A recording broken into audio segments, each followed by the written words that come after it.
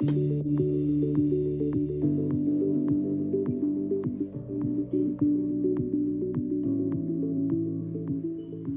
an academic writer, but I also write novels. In the year 2016, I wrote my first novel entitled La rabia útil de los muertos, or The Useful Rage of Dead People, related to a catastrophic zombie outbreak.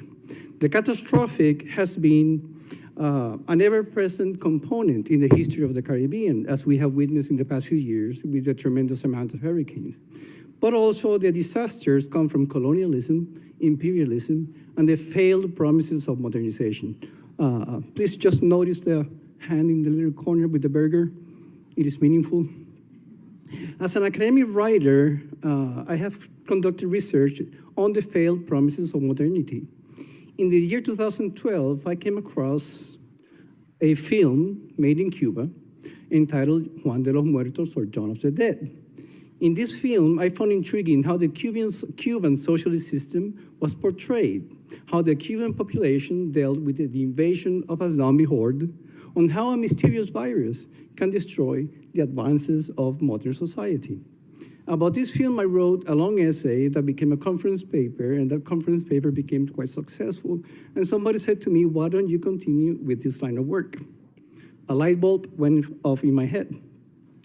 I realized that no zombie horror science fiction narrative has been produced in Puerto Rico, an excellent place for narratives about modernity and the catastrophic.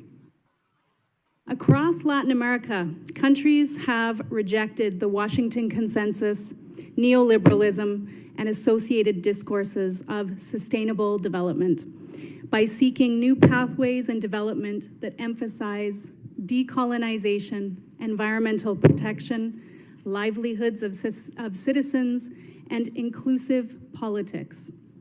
Buen vivir, or the good way of living, is one such pathway that is heralded as an ontological turn away from a development agenda that is dependent on interventionist policies of resource extraction, human rights violations, and environmental devastation.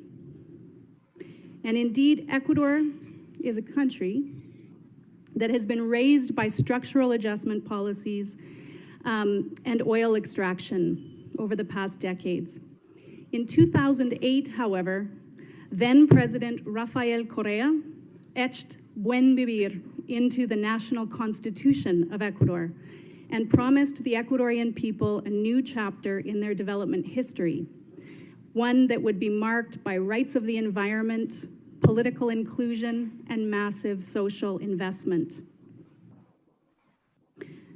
A decade later, the Buen Vivir policies of the 2008 Constitution seem to be largely lip service, as policies that support large-scale resource extraction remain a distinctive and a prominent part of Ecuador's development plan. I'm a historian of Latin America, but I'm also a historian of migration and migration theory and migration studies. So I want to, kind of show the value of historical research to even some contemporary issues. And I've learned that particularly from my students in my inquiry seminar on migration, because they have to pick a migratory case and a migratory phenomenon every term, right? I teach it, which is once a year. And I'm able to see like the particularities and the universality of migratory experiences. And it's been a really, really valuable experience. Today, I'm going to talk about hybridity and hyphenation within migrant communities, but also ethnic communities, right? So children and grandchildren of migrants who form ethnic communities in certain places. And my region of focus is, broadly speaking, something I typically call the Italian Atlantic, right? Which was all the places around the Atlantic that were, these are some of them, right, that were touched by Italian mass migration from roughly the 1870s to the 1920s. I'm in the Department of Humanities and Arts, and I teach Spanish and everything related to that. So I work in the field of cultural geography in Latin America, and whether I'm thinking about past or present, I'm thinking about the notion of space. And I'm not talking about space like NASA's space, but rather land, right? I'm thinking about it in literature, art, and film in particular. So questions like who demarcates land and how, who occupies territories and where, who describes places and why. And I think about these questions in particular as they relate to matters of gender, race, and environment. I explore a lot of these issues in my first book, which came out in 2017. It's called The Lines of Geography in Latin American Narrative, National Territory, National Literature, so a bit of a mouthful. But it digs down into the literary roots of 19th century geography in two areas, Argentina and Brazil in particular.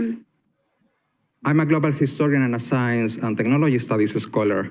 My work focuses on understanding how knowledge and technologies regarding socio-ecological issues are created, circulated, and contested across disciplines, institutions, and national borders. And in my talk today, I'm gonna share with you the experience of a South American nation, Chile, with what is considered a major global ecological concern, nitrogen. And I'm going to argue that this experience, although similar to other cases in other nations, can provide a model for the study of science, policy, and the global struggle for environmental sustainability. So let's start talking about nitrogen. Nitrogen is mostly present on Earth in unreactive forms. That means it is chemically unavailable to most living organisms and must be fixed into a reactive form before animals and plants can use it. Scientific knowledge on the nitrogen cycle has significantly increased since the 1950s. Today, we have a better understanding on the many human sources of nitrogen and its multiple ecological effects. Scientists even predict increasing rates of reactive nitrogen during the following decades, especially in places like Latin America, Asia, and Africa. What is the social and solidarity economy? This is an alternative economic strategy that puts the importance of social connection and the environment ahead of profit, or at least on par with profit. It's often referred to also as a collective economy, and we can see the growth of the social and solidarity economy as evidence that there is a shift in how we view economics, and that we're beginning to see a more collective approach to understanding economics. One of the key issues about the social and solidarity economy that's important to this research is that generally it is locally based and comes from the bottom up, from the community where it started. Washington State University professor Brian McNeil claims that mestizo identity encompasses far more than racial and ethnic mixing. It also involves a uniquely synergistic state of mind with, quote, frameworks that are devoid of notions of cultural, genetic, gender, or sexual orientation superiority. A mindset that questions boundaries, that prioritizes relationships of equality over relationships of domination. My current writing project embraces this mestizo perspective. It's a collaborative novel written with my colleague Kate McIntyre, featuring a mixed-race protagonist navigating a world where strange fungi sprouting from the Earth's mycelial network have given dogs the capacity to acquire human language. During the novel, the protagonist's mind state gradually shifts from the rigid, domineering perspective of his father to the more open, non-hierarchical perspective of his immigrant mother. And I'm going to share the beginning of my novel.